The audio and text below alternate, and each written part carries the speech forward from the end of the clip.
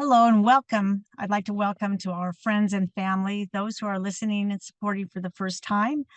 And we are so happy and excited to be here to present today's symposium featuring our younger generation and from 4 countries. So just a quick short story about the Kenpo Women's Symposium. It began in 2014 at the 50th anniversary of the International Karate Championships, and it was absolutely wonderful. Fast forward to 2020 when COVID hit, and we saw an opportunity to branch out into Zoom format. And then we found this to be just such an excellent way to continue growing and reaching out to the Kenpo community. We eventually expanded, and today we have a total of 8 board members who share a vital part in running our organization. Our mission statement is to be known throughout the Kenpo world as a community that encourages one another to achieve collective goodwill for women in Kenpo through recognition, education, inspiration, and collaboration. This morning, afternoon, whatever time you're in, you will be able to meet all but one of our members, Linda Adams. She was unable to be here today. So including today's Zoom, if we count it, we will have hosted 6 Zoom symposiums and 2 live symposiums. We have featured 61 panelists and have discussed a wide range of subjects pertinent to women and to those who love martial arts. Now, presenting a live symposium or a Zoom symposium takes a lot of time and commitment from both panelists as well as the symposium board members. We appreciate these young women who have dedicated their Sundays for this event, and in fact, even longer from all your preparation. Our fellow board members and our listening audience, which is you, for your support. In 2021, we launched a Facebook page headed by Denise Plowman. It has grown tremendously, and we have connected with people from all around the world. To date, we have 1,200 members, over 1,200, and 80 countries as representing. As a result of our growth, and then to better reflect the inclusive nature of our membership, we updated our name and logo from the Kenpo Women's Symposium to International Women of Kenpo, and you see that on each side of the screen. So we owe a big thanks to our friend and supporter, Lee Duffy, who suggested this for us in the first place. Most often in Kenpo, we hear and learn from our seniors who have years of experience under their belt. Today, however, our theme is learning from our younger generation. You will get the chance to meet 8 wonderful young women ranging in age from 13 to 22 who have ambition, passion, opinions, and a desire to further their efforts in Kenpo. And I know this is a cliche, we hear it often, but it's true. Our youth is the hope of our future. And these young women will provide us with a glimpse into their lives and perhaps a glimpse into their future in Kenpo. It's up to us as seniors to support their dreams and aspirations. And in doing so, we can be a part of paving their way to realize their dreams. This can be as inspiring for us as it can be empowering for them. There's a saying that my husband used so often and often attributed to him is that nobody cares how much you know until they know how much you care. And being here today, especially for you supporters, is an example of your caring. So thank you so much. At this time, I would like to introduce you to Denise Plowman, the Communication and Social Media Accounts Manager for the International Women of Kenpo. Denise is a 6th-degree black belt from Boise, Idaho, who began her Kenpo training in 1994 and is a part of the advanced Kenpo training system. So Denise, the floor is yours. Welcome, everyone. We are so excited to be here today, and we want to thank all of you for joining us. Today, we are excited to highlight some of the extremely dedicated and talented young women of Kenpo. Through this event, you will get to know each of our panelists and listen to them as they address the questions that were presented to them about the youth in Kenpo today. We also have the chat box for any questions you may have for them during the event. This can be directed to the group or specific to an individual. At the end of all of the interviews, we will open it up to a Q&A where these questions will be answered. We will also have a link to a survey at the end where we request your feedback on today's event. So to get started, our first panelist I'd like to introduce is Alex Page. Alex Page is an 18-year-old from Dublin, Ireland. She started karate when she was 4 years old in 2009. She is a first-degree black belt who first started her training at Selbridge Kenpo Karate Academy with Master Eddie Downey. In 2012, her family opened a club in Newbridge County, Kildare. Her uncle is Associate Professor Derek Newsom, a fifth-degree black belt. Her father is Mr. Keith Page, a fourth-degree black belt, and her sister is Miss Shauna Page, a second-degree black belt. She has won gold medals at 6 international competitions, one in Ireland, one in Germany, one in Portugal, one in Holland, and 2 in California. And she feels lucky to have been able to compete in the Bob and Barbara White Youth Karate Invitational. She also feels honored that her family's club has such a close relationship with Master Eddie Downey and his family. Mr. Downey attends all of their black rank gradings to make sure their standard is the highest it can be. Her hopes for the future are to continue training, competing, and teaching, and to one day open up her own club. Welcome, Alex. So the question for you is, can you explain what the benefits of Kenpo are for you on the mats as well as outside the dojo? Hi, thank you for the question. Karate has benefited me in many ways throughout my life, but especially it has boosted my confidence. When I began karate, I was really shy, but all of the interactions I've had, meeting new instructors and teaching new people, has really helped me to come out of my shell throughout the years. These interactions have also benefited me in my everyday life. They made it easier to engage with people my age and make great friends. I often teach sparring classes to the younger kids in my club, which I love to do. But in the beginning, it was very intimidating because I was used to teaching the kata classes instead of sparring. I didn't have much belief in my ability to teach sparring classes because I wasn't used to it. But since competing all over the world in sparring and achieving the results that I've worked so hard for, it has boosted my confidence, making it easier to teach younger kids because I know they can achieve what I've achieved and maybe even more someday. Karate has also helped me in school, in aspects of school, especially when sitting exams, because the feelings I get before sitting an exam would be the same as when I'm preparing for a grading or a big competition. I feel nervous or sometimes a little bit stressed, but karate has taught me that it's okay to feel these things, because if we don't feel nervous or stressed about a new thing we're doing may be challenging, but it means we don't care enough about it. So these feelings are good. It has also changed my mindset about exams, making it easier for me to sit them because I know that it's okay and I'll be fine through it. Karate has also helped me become more independent to myself, because I've been traveling around the world to compete. I've been in the airport. It's also helped me do things that I love, and I love traveling. So it made me aware of what happens in the airport. It made me aware of my surroundings, and I get to do the thing that I love by myself. I get to go and visit my sister in England by myself, and I get to go on holidays that I like with my friends. Karate has given me so much over the years, and I'm grateful for all the opportunities it's presented me with, and I hope to keep being presented with these opportunities. And I feel privileged to have known all the people that I've met. And I hope to keep giving back to the younger generation, because so many people have given back to me over the years.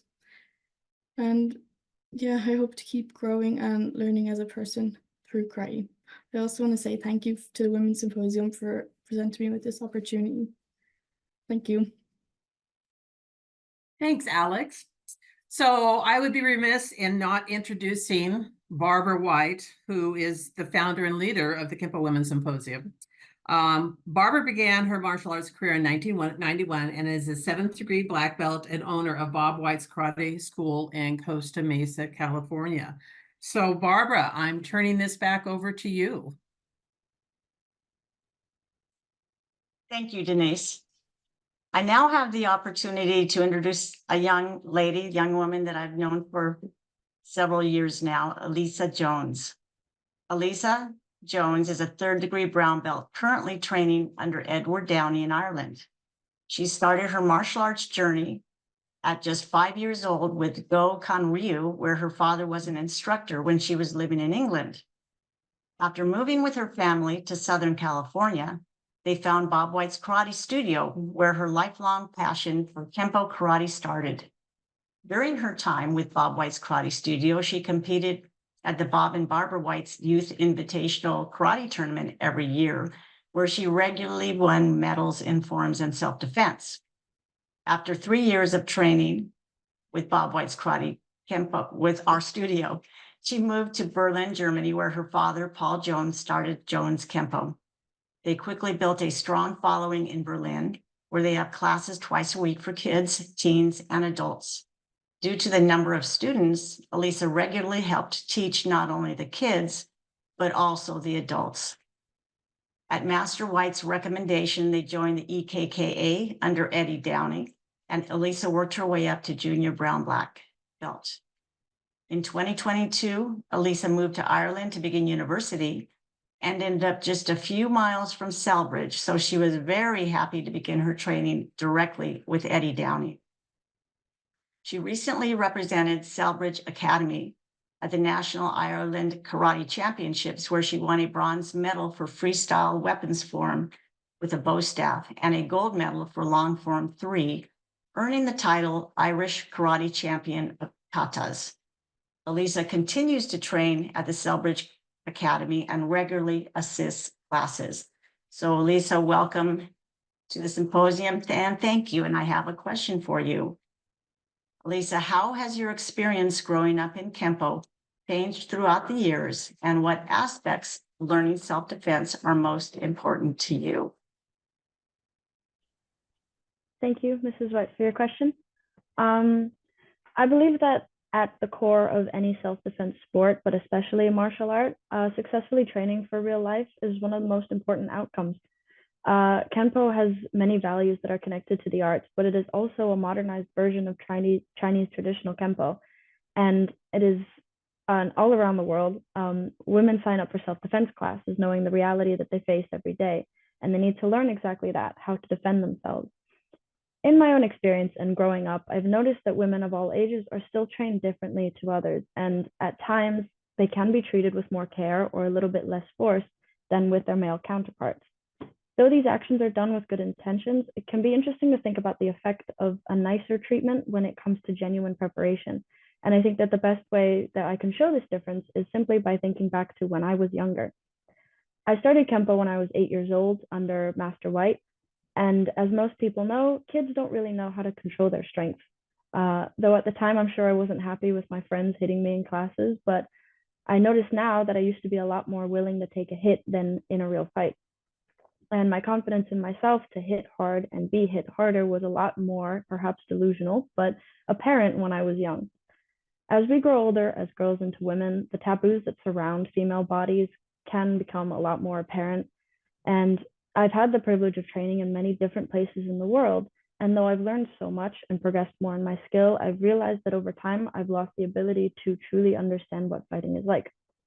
And it's important to me to open up the discussion on how we can improve our practical approach to teaching and developing self-defense skills to be more inclusive by being aware of what kind of issues both men and women need to be prepared for in order to learn how to protect themselves in the event of a real threat. A core of learning self-defense is training for real scenarios where opponents can be taller or shorter, male or female. And I believe that allowing people to have signed up for a task that they know will be physically challenging, they need to train in a way that helps them really progress. To sum up, in like many martial arts, Kenpo has naturally helped me and many young women feel a lot more secure with themselves and their ability. And it's important for me to keep striving for better ways to prepare young women and train them as equal in the dojos.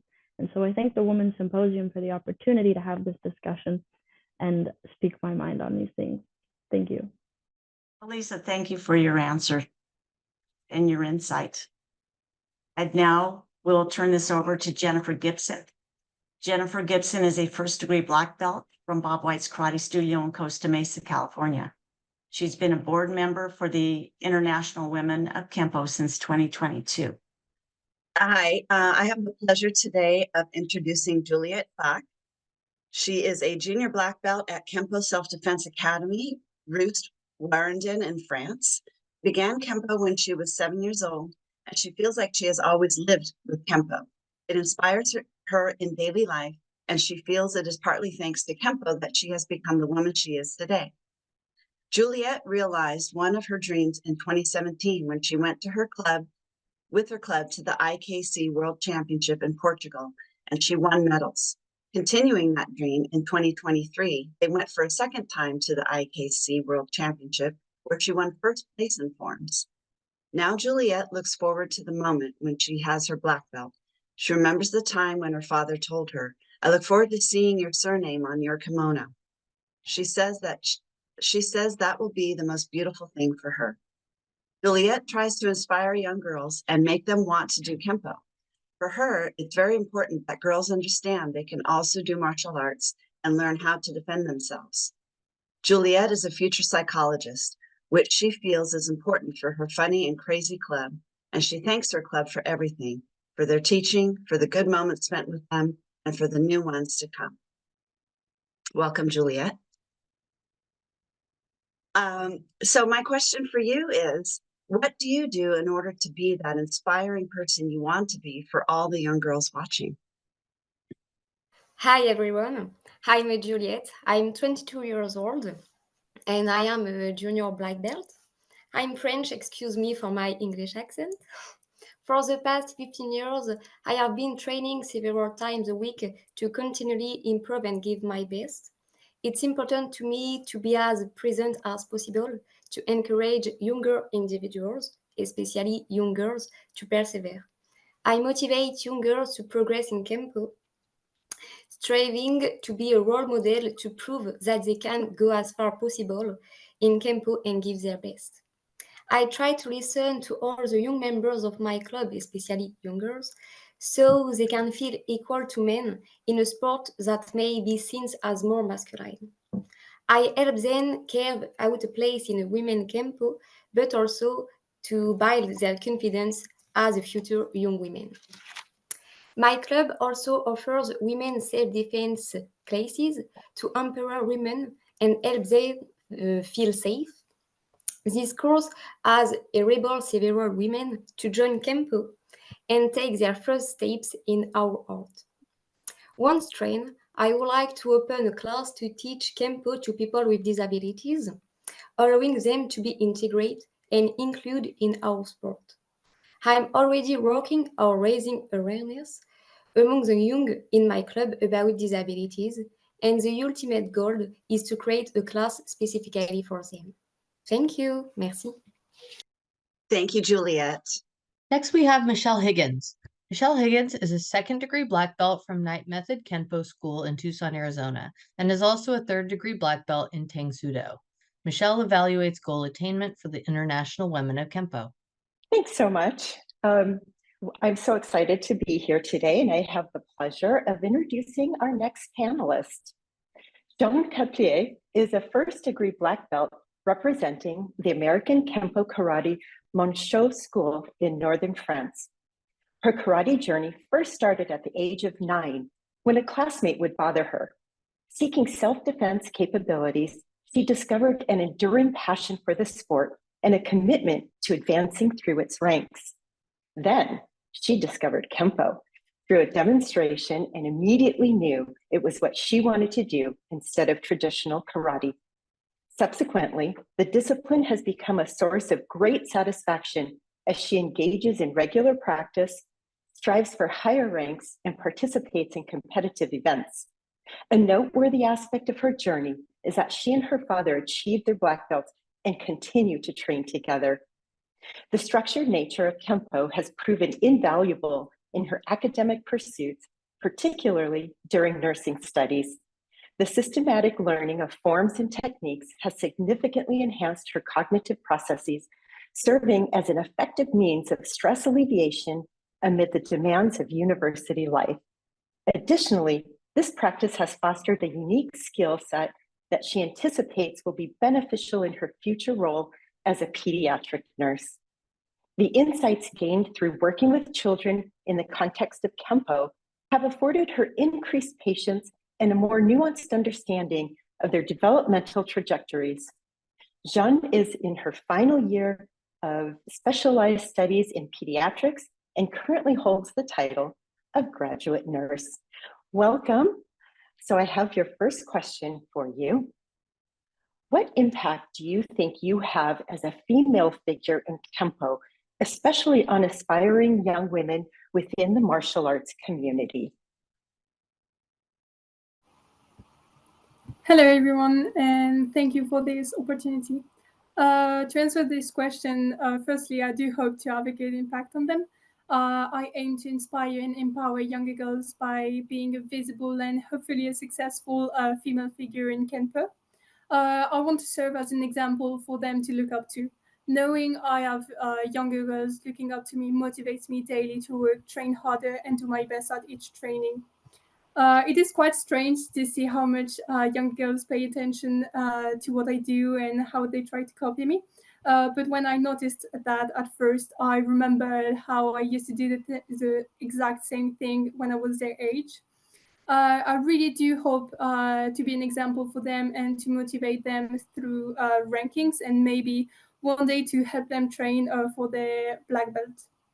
Because of university, I sadly have not been able to be at the children classes as much as I wish I could. So when I see how happy they are to see me, it's such a rewarding feeling. Thinking about this question made me realize that I do hope to have a positive impact on them, but they also have one on me. They motivate me to continue my Kenpo journey and to learn and to perfection my knowledge so I am able to teach them. And also they motivate me to do well in championships, so they will be also motivated to do some and hopefully to make them proud. I do believe that we bring each other something, and I really cherish that. Generally, I think having a figure to look up to is what motivates someone. So for little girls who are trying to find themselves in a sport who's usually, I think as as a woman who used to be a younger girls in Kenpo, we all heard that martial arts is a boy sport or little girls shouldn't do martial arts. So I really do believe that having a female figure and someone to look up to is really important. I also want to break stereotypes, build confidence, and mentoring a supportive environment to show children that no matter your gender, you can do anything you want if you work toward it. And I do believe that having a female figure is good for younger boys because having a figure in their sport really helps toward gender equality, and reinforcing this environment will be a great help for the next generation. Thank you for this question. Thank you for sharing. Very inspirational. I have a follow-up question for you. Did you have a strong female figure in Kenpo to look up to? If you did, how did this person positively impact you?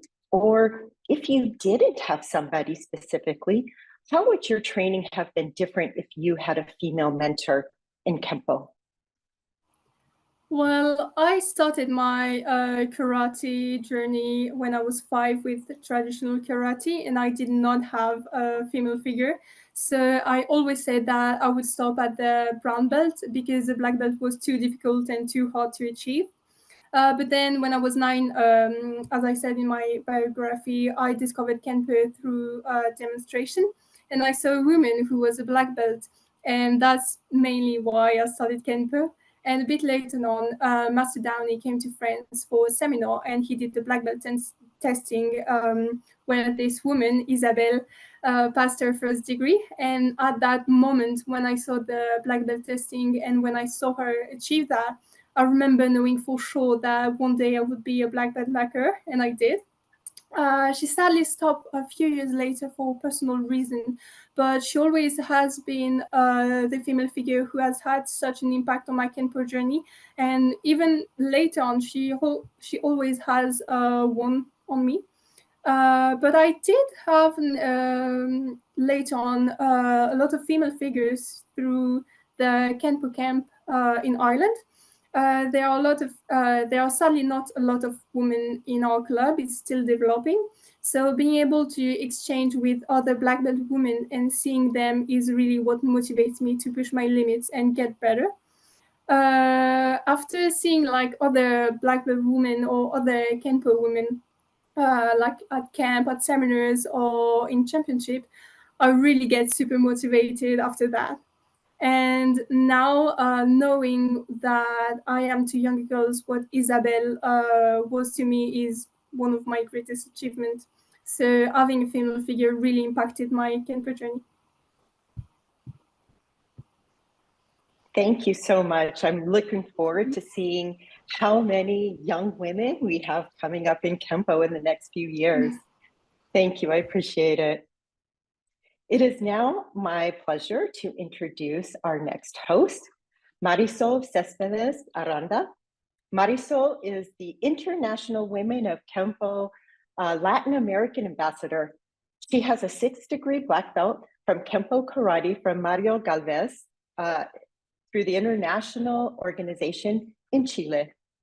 Marisol, I now give it over to you. Greetings from Santiago, Chile to everyone. I'm so happy to be here in an event. It's a world event. And for me, it's really a pleasure to introduce our next panelist. Sofia Ponce is an athlete of Mexican nationality. She will be 13 years old at the end of March 2024 and has been practicing Kenpo at the Alpha Kenpo School, directed by her teacher, Eric Alfaro, for 8 consecutive years. Sofia's Kenpo journey started when she was 4 years old in kindergarten. Her teacher decided to give some classes to the students in her school.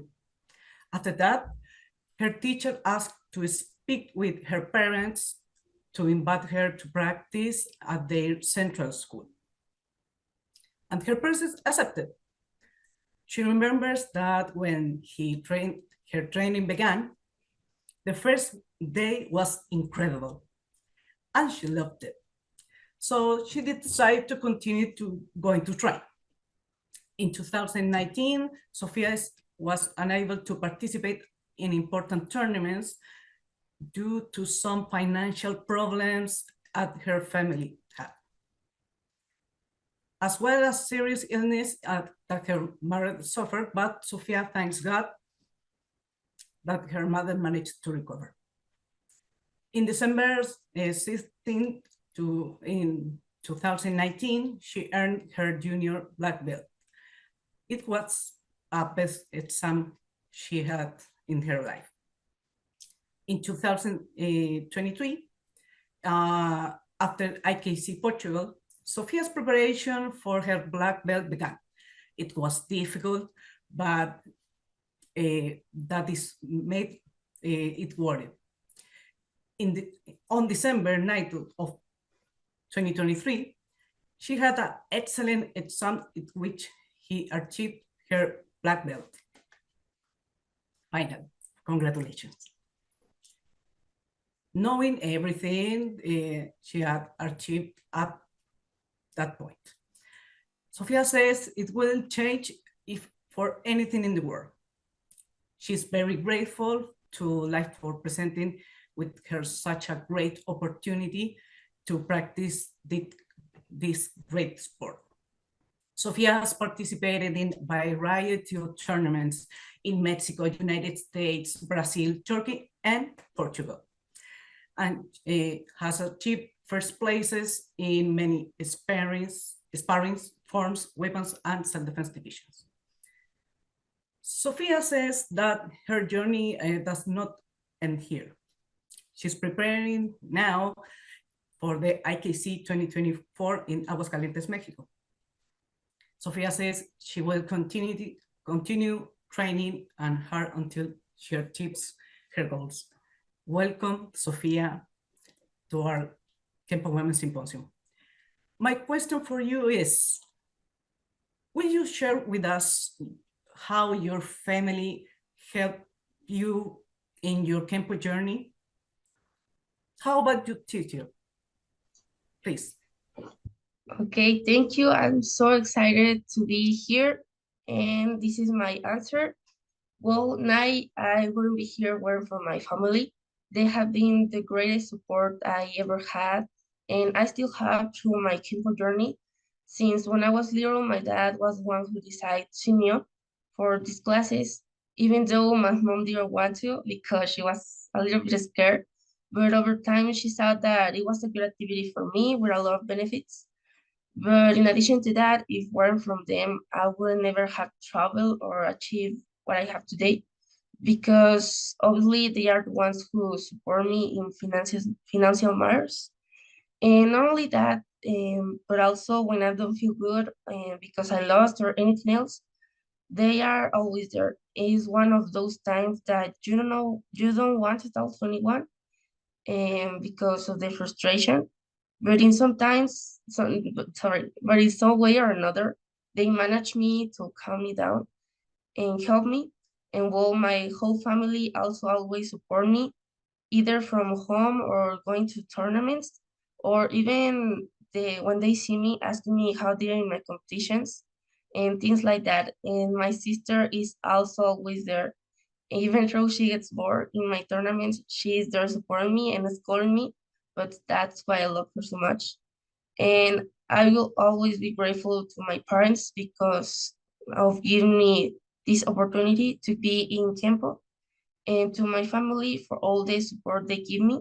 And no matter if I win or I lose, they are always there. And about my teacher, well, I met my sensei when I was 4 years old, and I'm currently 3 weeks away from turning 13. And he has been there for me on many occasions, inside and outside Kenpo, supporting me in what I need. It has been 8 years of teaching, scoldings, hard trainings, troubles, and a lot of good times. Therefore, I see him as a second dad, and without him, I wouldn't be who I am now. Furthermore, I greatly admire my sensei because he always supports us, motivates us to move forward and to be the best. And he always does everything possible to ensure that we have good competitions and improve in everything we do. And all thanks to the love he has to us.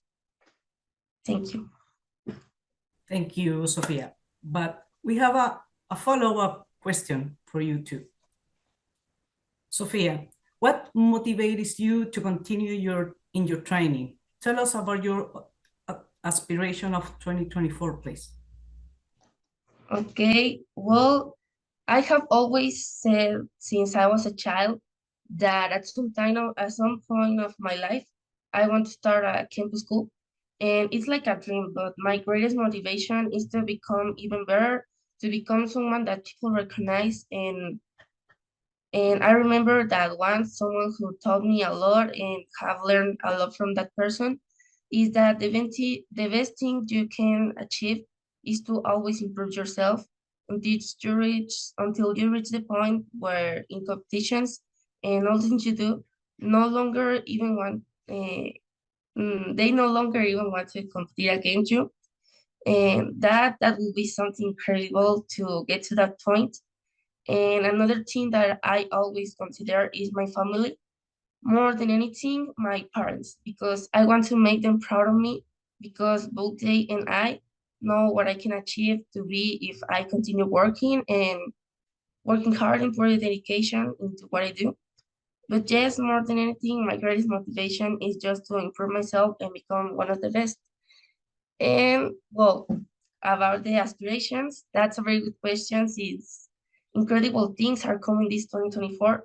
And well, my biggest aspiration for this 2024 is that I can participate in the Brazil Camp tournament that will take place in May. And well, that will be incredible because I have already been there, and actually is a high level tournament. Besides, they are very good competitors, and it will be like a dream for me to be able to participate again in this tournament. And also my greatest aspiration in the aspect of Kenpo is to be the best in my category in the AKC 2024, which will be held for the second time in Aguascalientes, Mexico, and that will be that my teacher is going to be the one who organized it. And as he said, it's going to be the biggest party of the martial art, and all of you are invited to come here. And also as well, I'm starting to prepare to starting practicing Wako, and I believe my greatest aspiration is to compete in Wako tournament and qualify to enter the Wako national team. And to finish, an aspiration that I have is to continue in my studies and continue practicing Kenpo with effort and dedication to achieve everything I set my mind to. Thank you so much. Thank you, Sophia. Thank you very much for your experience and your answer. I have also the pleasure to introduce another Mexican panelist. Hortensia Hinojosa practiced Kenpo at the Alpha Kenpo Academy in Aguascalientes, Mexico. And currently he has the rank of Black Belt Green Line. In December 2024, she hopes to take her exam to third degree Black Brown Belt. Hortensia will be 14 years old in the beginning of May of 2024. And she started practicing Kenpo from the age of 5 in 2015. Kenpo Karate was an extra activity in kindergarten in which she studied. And for 2 years, it was a mandatory activity directed by her sensei, Eric Alfaro, to develop the skills to discipline and responsibility. If you wanted to advance in the program, you had the option to go into the Alpha Kenpo Academy. So starting in second grade, Hortensia joined with the aim of participating 3 times a week. In 2019, she took time off from Kenpo, and it was not until 2020, when the pandemic began, that she decided to return, since Sensei Alfaro contacted her and told her that classes will be held virtually. From August 2022 to now, her sensei Eric Alfaro gave her the opportunity to be a helper on Fridays and Saturdays for the children classes. And it was something that helped her to have confidence in herself. In 2023, Hortensia and her teammates were given the news, and they were selected for the Kenpo World Cup in Portugal. They knew that they had to work 2 or 3 times hard as normal to achieve the physical condition they need. And that effort that was reflected in the competition and their results. In September 2023, Hortensia took the exam to earn her Black Belt Green Line to the adult program. She also finished the first year of secondary education, where she obtained 3rd place in achievement. Hortensia has participated in a variety of tournaments in Mexico, United States, and Portugal, as well as a virtual tournament. As she has earned medals in sparring forms, team forms, weapons, and self-defense divisions. Hortensia, welcome to the Kenpo Women's Symposium. Before anything, I'm so excited to be here with us, and that it's so happy for me because I don't know to be here in that experience with everyone. Thank you, Hortensia. Our question for you is, have you taken the challenge, responsibility of supporting your fellow practitioners as an assistant in teaching Kenpo? Was it a pressure for you? Oh, that is a good question, and it was no pressure for me because I'm happy to transmit the techniques that I have learned over the years from Sensei Eric Alfaro, with also gave me the option to be an assistant in academy. It also helped me to be patient with my classmates because they're little ones, because it's a challenge to teach they because they get distracted all the most of the time. They don't pay attention, but they get know me at the end of the time. They make the activity with enthusiasm or happiness because they have the confidence of you and them. They happy because they know that you are your teacher or the assistant from the sensei. Then I liked it to be with assistant in the academy because the kids know me and we do the exams or the classmates, they get know me and they say with her parents that, hey, she's my teacher in the academy or someone else. Oh, before to continue, we invite you to ICC 2024 since it's the 16th anniversary in Aguascalientes, Mexico, and then we thank the we part of us in this tournament.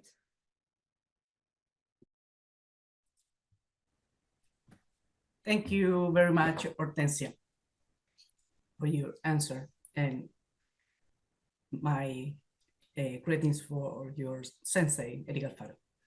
Okay, I have the tremendous pleasure to introduce our next moderator, my dear Rhiannon Leper.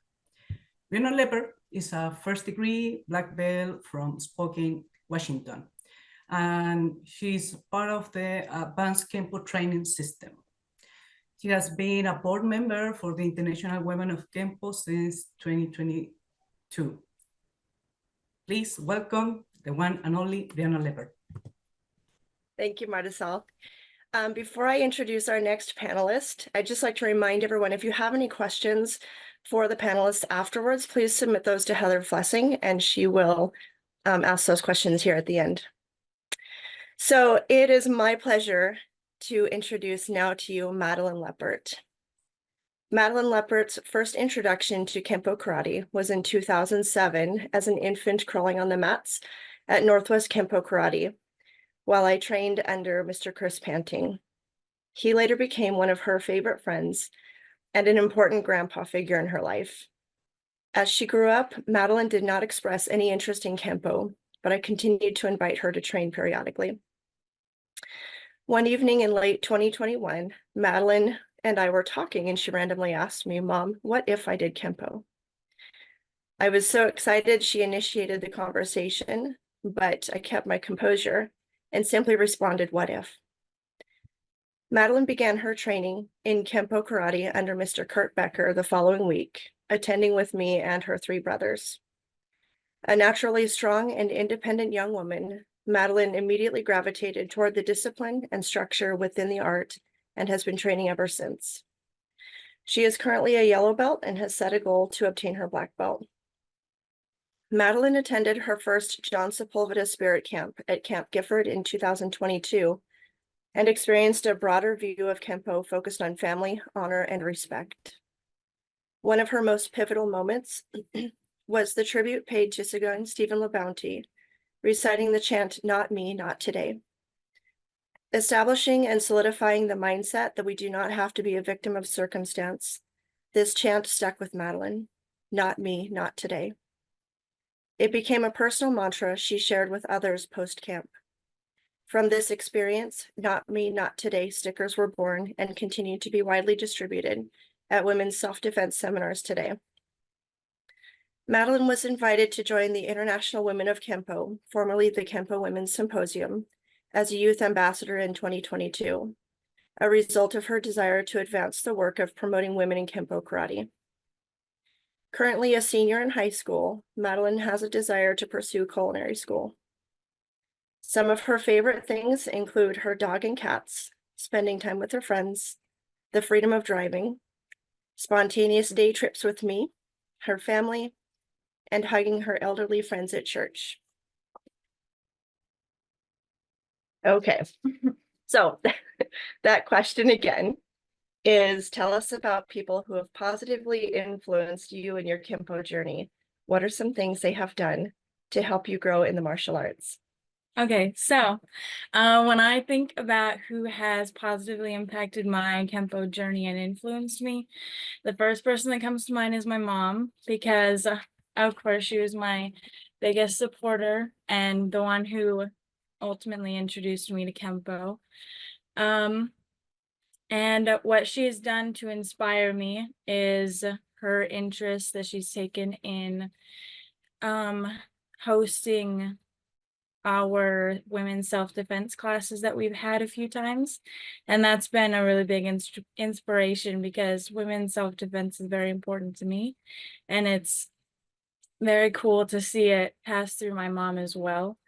And then a second person who I think of is my instructor, Mr. Kurt Becker, because he is just all around an amazing instructor, and some things that he has done to show his interest in his students as a whole and individually, as well as in the art, is he came with us to California when we went to the IKC last year to help us out with our women's self-defense class that we did.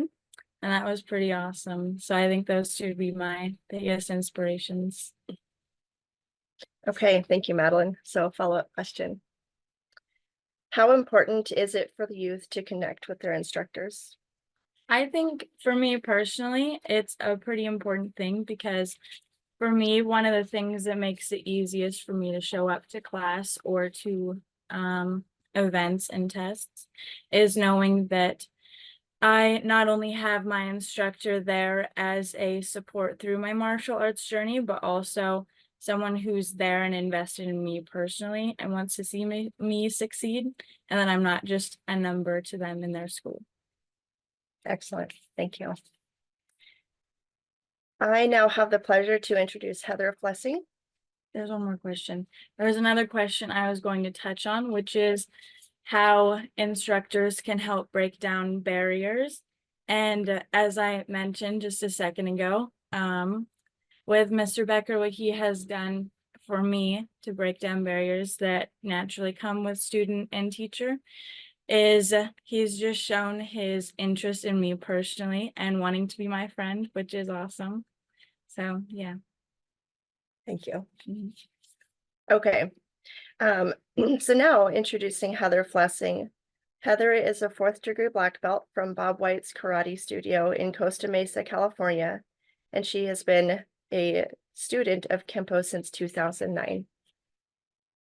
Great. Thank you very much.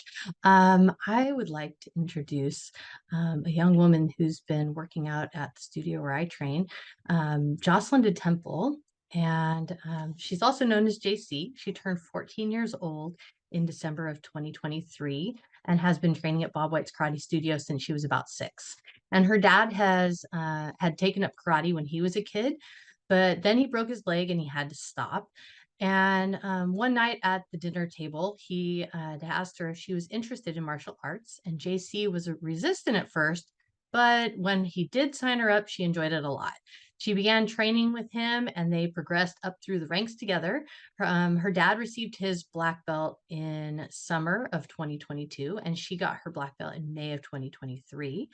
And a few years ago, when JC got to her blue belt, she realized how much she had learned and how much karate benefited her as a person. And she learned to fight through sparring, and she's won a couple of competitions in Southern California as well as Las Vegas. Now, she has a little sister, Natalie, and now that her sister is involved in karate, it has become a family thing. Now, JC enjoys going in at least twice a week to train with the most knowledgeable people she knows, so that she can become prepared for real life situations. And thanks to all of them, she has had the opportunity to get a black belt herself. So Jocelyn, my question for you is, what was your most difficult belt to work on and why? Thanks, Heather. So for me personally, and this changes per person, but for me personally, I would say getting my black belt was definitely most difficult, just because the sheer amount of extra work and effort you have to put in. It's all worth it in the end, but for me, it's still a lot. Especially being a huge procrastinator myself, it took me a while to get started on the form and thesis and stuff like that. I just think there's just so much more to prepare for compared to the lower ranks. You know, when you get your yellow belt, all you have to learn is 10 techniques and half of short form 1. But as you go up the ranks, you add on more and more and more knowledge onto what you already know, which eventually becomes a lot, and practice time gets longer and longer. And then just much more physical effort to be put in. Plus all the extra requirements, your thesis, personal form, required reading, everything like that. For me, my thesis was probably the most difficult because I'm not, or at least creative writing is not one of my favorite things. So even though I am glad on how it turned out, it just took me a while to get my brain flowing and put everything that I have in my brain onto paper. And writing your form also requires a lot of creativity along with your partners.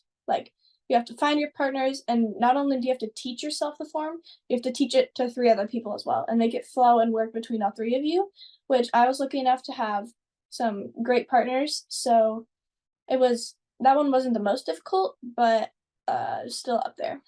And also being mentally prepared as well. That's kind of what I wrote my thesis on, was all the mental aspects of karate, but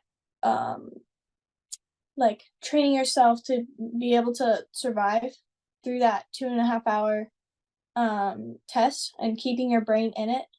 By the end of it, I feel like I was completely it was just my hands going through the motions. So yeah, I'd definitely say my black belt was the most difficult for me to test through. Thank you, Jocelyn. And so at this time, we have finished asking all of our panelists questions, and we need to go ahead and take some time to answer questions that you guys have sent in. Now, at this point, I have only seen a couple of questions asked, and so if you have a question that you would like to send in, now would be the time to ask those questions. All right. So I have just received a question. This is for any of the panelists to answer. This person would like to, would like to hear about how instructors can help to encourage all students to treat each other equally and with necessary contact. So how can we help them break down barriers that hold some male students back from training as hard with the female students? I think it's, at the end of the day, just a question of the way that we train with each other. Training versus competition is a very different conversation, but in training, it's very often that it seemed to be a lot more effective to train with someone who is the same height as you, or maybe the same gender as you, whereas I think that tends to hold people back from training from real life situations. I've noticed that I have a few techniques that I can struggle to do on someone who is taller than me, and I end up thinking about how that technique must be wrong or that technique must not work in real life, when in reality it's just a question of I've never learned that technique on someone taller than me. And so I think it's good for instructors to focus on changing techniques and editing them to be more effective on maybe someone who is smaller or taller, and encouraging people to train with people who are not the same size or not the same strength as them, just to add a little bit more diversity in the way that we train, and in the way that our skill can be applied to each other. Obviously, this is in training and not let's fight each other, but I think it's good to apply, how the way you do it in practice is the way that you do it in real life. And I think it's good to practice as a real life situation. And that's all. Thank you very much, Elisa. All right, I got a couple more questions. And let's see. The next question was, what was your most difficult Kenpo technique to learn? And this is for all panelists. So you can just hop on, say what your most difficult technique to learn was, and maybe why it was difficult. I'm just gonna go out and say it. Courting the tiger was definitely the hardest for me, just because. Okay, so for people who aren't in Kenpo or they haven't gotten to it yet, it's a two-man attack technique where you have one person on either side of you, and it's a lot of like twist stances and other like, I guess, stances that me personally I would not want to be in a like real fight, and I just it's a great technique, but I just don't find it effective like in real life situations. I could be completely wrong and somebody's already used it, but I guess for my skill set it is not the technique for me. Thank you. Thank you, JC. Okay, let's open it a little bit more. So if it wasn't your most difficult technique to learn, maybe what was your favorite technique to learn, or maybe your favorite form to learn? So what was your favorite technique or form to learn? This is for anybody. Well, I want to say for the other question that I don't know, but I agree with Jocelyn that the most difficult techniques, well, it's not the most difficult, but I think that the guns techniques with just with a gun, they are not difficult, but I think that I can use it. I probably can use it in a real situation. I don't know, it's like a little bit difficult for me. And and also the ones with knife, I they are not difficult, but I don't know, it's like I'm not prepared to use a knife and and to hurt someone in the street in a real situation. I don't know, like yes, it's hard for me. Thank you very much, Sophia. Okay, I've got somebody asking a specific question. Let's see. This question is for Jane. Jane, what has been the most challenging for you, and how did you overcome it? Can you just repeat the question, please? Yes. Sorry. What has been the most challenging for you, and how did you overcome it? Most challenging. I think it was when I went from the teenager classes from the adult class, because when I was in the teenager class, I was with some of my friends, and I was with much younger, and I was quite tall for my age. So I was really like with people and other teenagers who were smaller than me and lighter. So when I jumped to the adult classes, it was really hard because I was like with adults there who were like 10 years older than me and like weighted more than me. So it was quite hard to do the techniques because I was not used to do them on someone taller than me.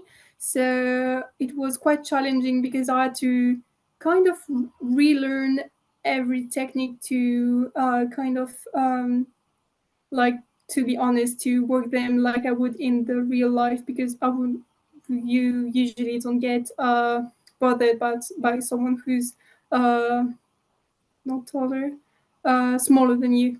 So I do believe that switching classes is what was the most challenging thing. All right, thank you very much, Jane. Okay, I have another question. This one is for Juliet. Juliet, this person wants to know, what is your favorite technique? Hi, Jeanne, est-ce que tu peux m'aider, s'il te plaît, à transcrire? Oui, oui, t'inquiète. Très bien. Donc, est-ce que c'est possible de me dire la question? C'est quoi ta technique préférée? D'accord. Donc, j'ai pas forcément de technique préférée parce que j'ai pas encore terminé tout le programme. Mais donc, moi, j'aime beaucoup les techniques avec des armes et notamment celles avec les couteaux, normalement, que je travaille actuellement. Et je pense qu'on va rester sur ce genre de technique pour plus tard. She doesn't have like a specific technique that she loves because she hasn't done the whole program yet. But she loves every technique that has a weapon. And right now she's working with knives. So she really loves manipulating it and just working with knives. So that's usually her favorite techniques. Thank you very much, Juliet. And thank you, Jane, for being the interpreter for that. Okay, we've got a couple more questions. Let's see. So this is for anyone who's one of the younger panelists, maybe 12 to 14 years old or so. We've got a couple of those. How do you challenge the stereotype that young kids don't earn black belts? I guess I'll answer this one. So especially coming up through the ranks, and I'm 14, so I'm right on that age limit. And I just got my black belt in basically about a year ago, or almost a year ago, in May of 2023. So I feel like, especially when I told my friends about it at school, their immediate reaction was like, "Oh, you're getting a black belt this young." They're thinking that I go to some like studio where it's like you pay for a black belt or that kind of thing. Like I didn't really earn it. They're like, "There's no way that this is real," kind of thing.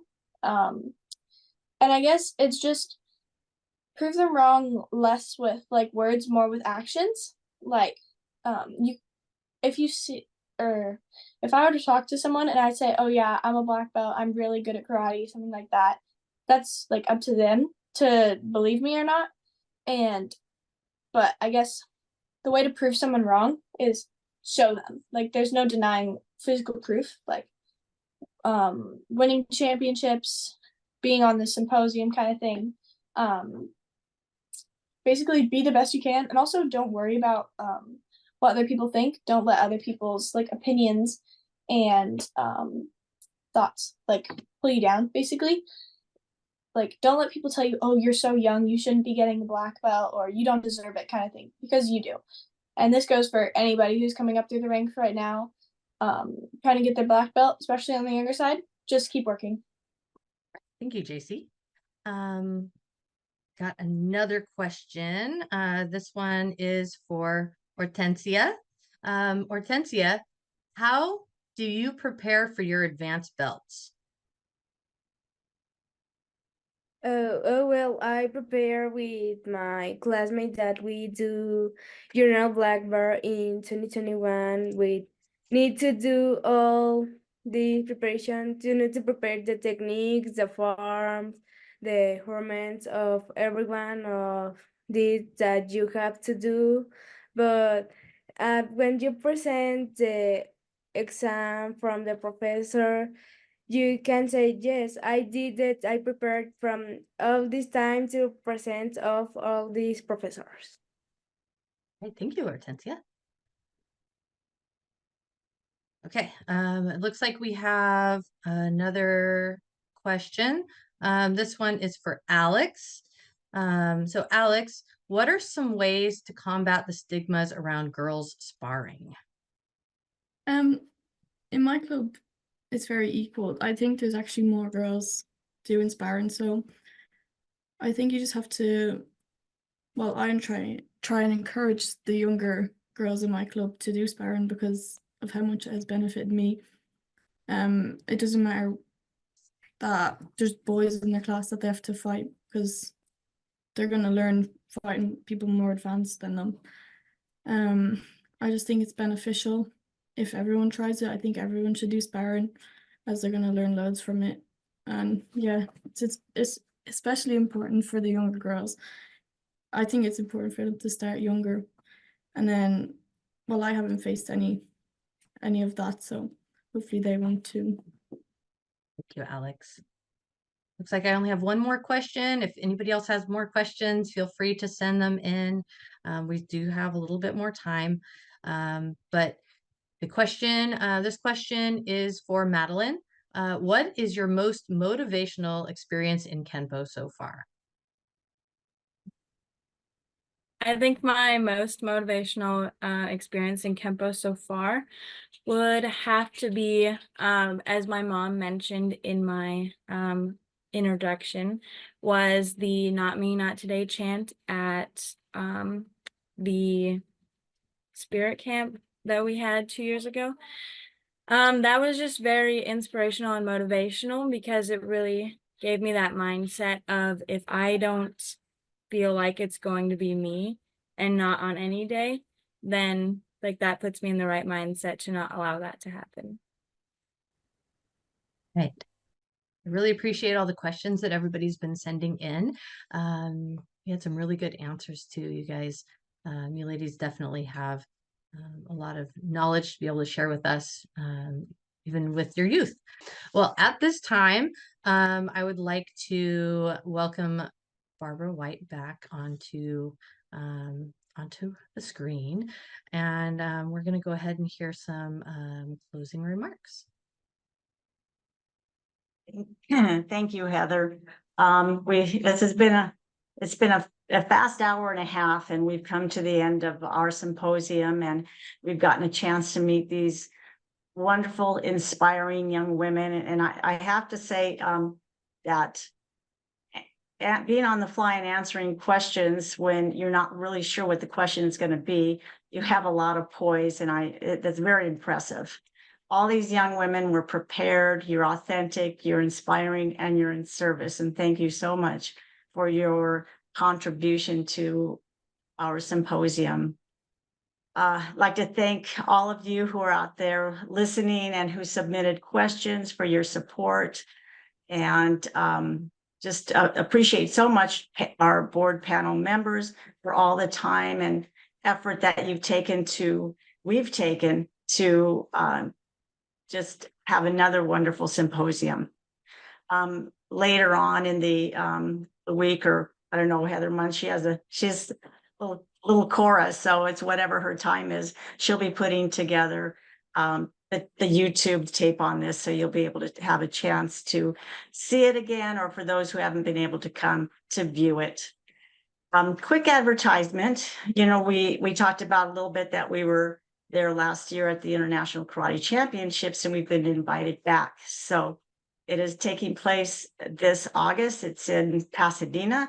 Instead of a live symposium, what we're going to be doing is a introduction to self-defense. So we're all going to participate in this, and just plan on having just a fantastic time there, and sharing knowledge, and meeting new friends, and seeing old friends. So please come, please support. We look forward to seeing you. So at this time, I'm going to close it out. We wish you all a wonderful rest of your Sunday, and goodbye.